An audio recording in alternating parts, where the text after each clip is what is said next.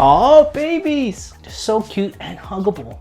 Now, those early years of a child's life forms the foundation that shapes their future growth, development, and learning achievement. Much in the same way, the earliest stages of the customer journey are crucial in setting new users up for long-term success to infinity and beyond. And in this video, I'm going to share why user onboarding is the most important part of the customer journey.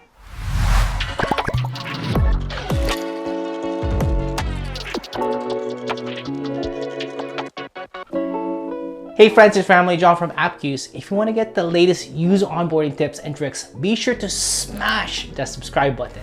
I've said it before and I'll say it again here. User onboarding is the most important part of the customer journey. This is especially true for SaaS and product-led companies that use a freemium or a trial revenue model. The faster people find and understand your product's core value, the more likely they are to become enthusiastic and profitable customers. Not only that, but your entire team has taken the time to design, develop, market, and sell your product. Why bungle the first impression and risk losing users at the word go? Here are 3 reasons why user onboarding matters and why even the best software needs a thoughtful onboarding experience. First, good onboarding creates momentum and motivation. No matter how intuitive you think your product is, there is always a learning curve. Familiarizing oneself with new UI and developing the skills needed to realize value from a product takes time. The role of onboarding is to ensure that the process doesn't take too much time, and if it does, that the time is punctuated with small wins to keep user motivation high. Think about the last time you learned something new. For me, that was learning to play the piano. At some point, I hit a wall which I call the Valley of Despair. With small pieces that I learned, I gained small wins that generated joy to get past that. Those small wins triggered the brain to release dopamine, a shot of joy, which is often what's needed to get through the Valley of Despair.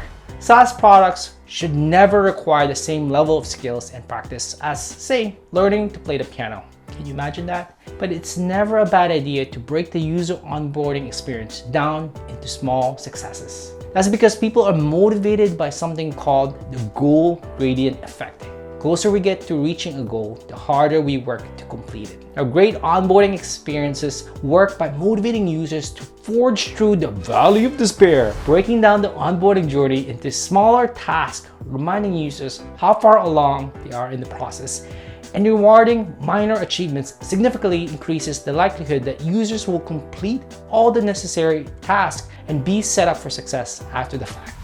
Second, user onboarding improves engagement, adoption, and retention rates. Long story short, great customers have great user onboarding experiences. They're more likely to use other parts of your product and stay engaged with it longer. That's because optimizing the first-time user experience has a far-reaching impact on the entire user journey. Better onboarding results in higher activation rates, which translate into product adoption, improved retention, and increased advocacy from loyal customers, all which compounds over time for exponential growth. Who wouldn't want that? In fact, a 15% improvement in user retention in the first week can compound into nearly twice the number of retained users after 10 weeks. Anyone keeping an eye on user retention knows doubling that metric is huge.